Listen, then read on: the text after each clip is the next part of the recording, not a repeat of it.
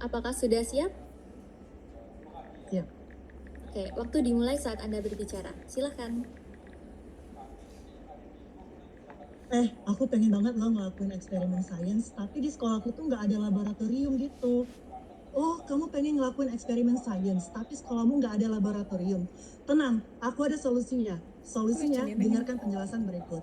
Assalamualaikum warahmatullahi wabarakatuh. Shalom, Om Swastiastu, Namo Buddhaya, Salam Kebajikan.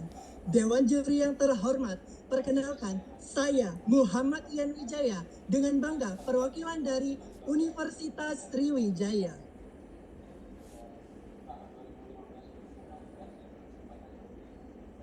Ya, next. Mana sih ini PPT-nya? Nelson Mandela pernah berkata, education the most powerful weapon to change the world. Atau dengan kata lain, pendidikan itu merupakan kunci utama untuk menuju perubahan sosial dan kemajuan bangsa. Kenapa demikian? Karena dengan melalui pendidikan, itu merupakan fondasi utama dalam mewujudkan visi Indonesia Emas 2045, yaitu menciptakan generasi cerdas, kompetitif, dan mampu bersaing di tingkat global saat Indonesia genap 100 tahun merdeka. Akan tetapi, kondisi di lapangan pendidikan di Indonesia itu belum optimal. Yang dibuktikan dengan apa? Data dari Lembaga PISA pada tahun 2022. Kondisi pendidikan di Indonesia dari segi membaca, matematika, sains itu masih jauh di bawah rata-rata. Tidak hanya itu saja, peringkat Indonesia pada tahun 2022 itu peringkat 10 dari 14 negara berkembang dan peringkat 67 dari 203 negara di dunia. Mengapa pendidikan di Indonesia itu belum optimal?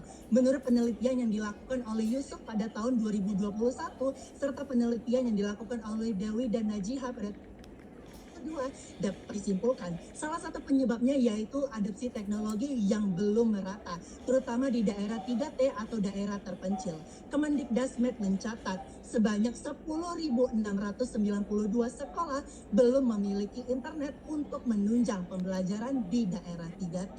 Tidak hanya itu saja, distribusi sarana dan prasarana dalam hal ini belum optimal juga. Kemendikbudristek mencatat bahwa masih ada 1.454 sekolah di daerah 3T yang belum memiliki laboratorium sains. Nah, di Indonesia sendiri telah dilakukan beberapa upaya. Salah satu upayanya yaitu menerapkan laboratorium sains dari Balai Besar Penggerak Daerah Istimewa Yogyakarta, yang mana implementasinya ini juga masih belum optimal, yang dibuktikan bahwa laboratorium sains ini hanya bisa diakses secara online atau hanya bisa diakses ketika ada internet atau dukungan internet, yang mana ini menjadi penghalang bagi siswa-siswi di daerah 3T. Tidak hanya itu saja, laboratorium ini tidak bisa diakses secara real time atau bisa dilakukan eksperimen secara langsung.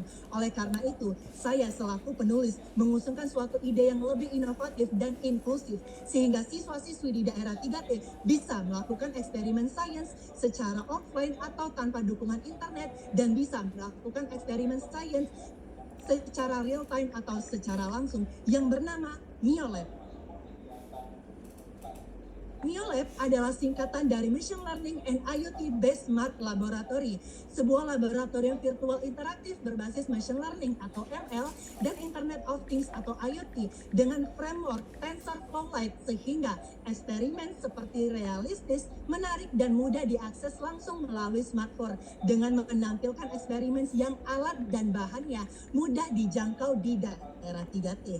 Nah, di NeoLab ini sendiri menerapkan konsep machine learning dan Internet of Things atau IoT. Dari segi machine learning dengan framework TensorFlow Lite itu berperan dalam menganalisis data sensor secara real time serta memberikan interpretasi hasil otomatis, deteksi kesalahan prosedur, dan AI vision untuk deteksi visual, misal perubahan ukuran, warna. Sedangkan dari segi Internet of Things atau IoT itu berperan dalam menghubungkan sensor ke perangkat pengguna seperti suhu, pH, dan lain-lain, serta mengirimkan data eksperimen secara lokal atau tanpa internet. Nah, oleh karena itu, NeoLab ini bisa diakses secara offline atau tanpa dukungan internet. Karena adanya dua konsep ini yang membuat NeoLab itu menjadi platform yang berbeda dari platform yang lainnya.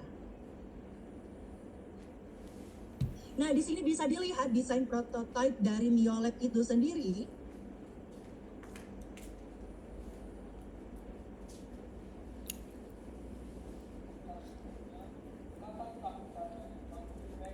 Nah, di sini bisa dilihat desain prototipe dari Miolab itu sendiri. Ada dashboard yang berisikan progres belajar siswa hari ini, serta ada sumber belajar yang berisikan soal dan video dari 3 mata pelajaran utama, yaitu kimia, fisika, dan biologi. Terus ada sesi eksperimen yang sebagai utamanya yang berisikan alat dan bahan, panduan langkah-langkah iteratif, kemudian ada profil, ada pengaturan, dan di sini bisa dilihat logo dari prototipe Miolab itu sendiri.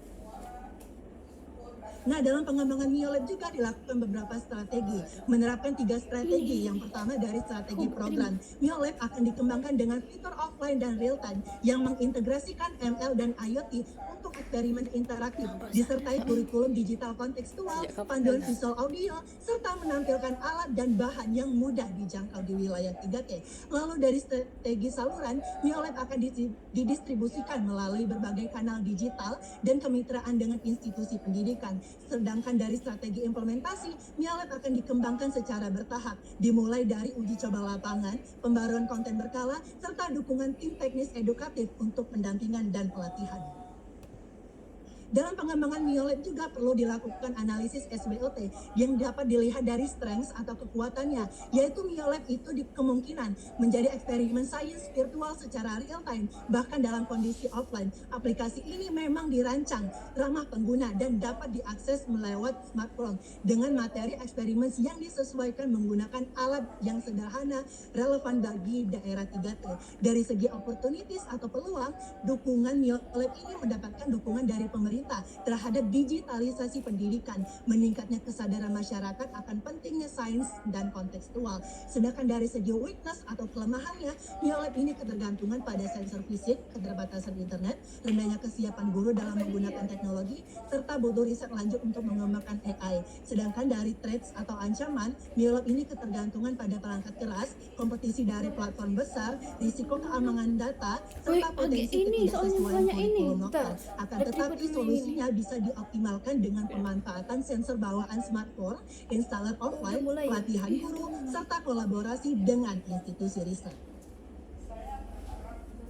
Nah, dalam pengembangan Miolab juga, ini terdapat 4 utama stakeholder dari pengembangan Miolab itu sendiri. Dari segi tim pengembangan teknologi, Miolab itu dirancang mengembangkan, memelihara, serta sistem aplikasi, termasuk desain antarmuka, pengembangan modul Internet of Things, dan machine learning, integrasi fitur seperti akses offline dan sensor plug and play, serta riset lanjutan agar konten tetap relevan dengan kurikulum nasional.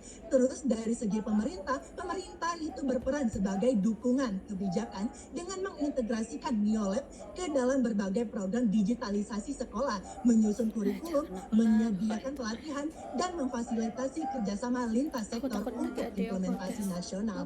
Dari segi investor, Miolab ini dari segi investor berperan dalam mendanai pengembangan awal dan distribusi Miolab dan membantu dalam produksi perangkat keras modular. Sedangkan dari stakeholder masyarakat, Miolab masyarakat ini menjadi sumber umpan balik atau feedback yang krusial untuk peningkatan fitur dan efektivitas eksperimen.